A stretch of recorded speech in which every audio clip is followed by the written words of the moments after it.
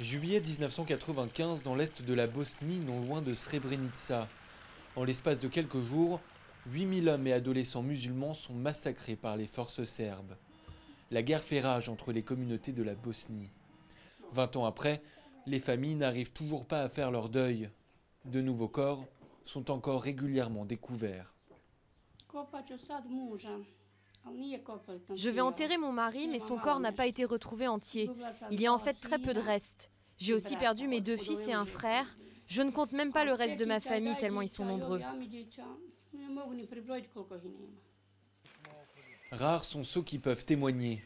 Parmi eux, il y a 7 hommes, l'un des 2 seuls rescapés sur les 1000 exécutés dans un entrepôt du village de Kravica. À l'époque, il s'était caché 24 heures sous les cadavres avant de s'échapper.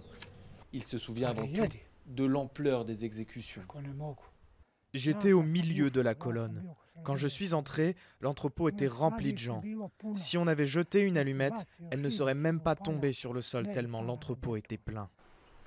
À Srebrenica, c'est une génération entière d'hommes qui a été décimée.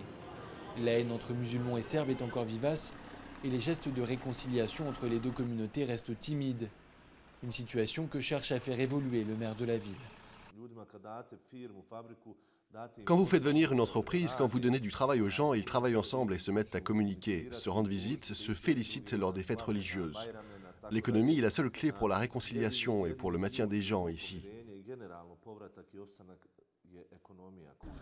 Une réconciliation qui s'annonce pourtant difficile. La discorde dépasse largement les frontières du pays.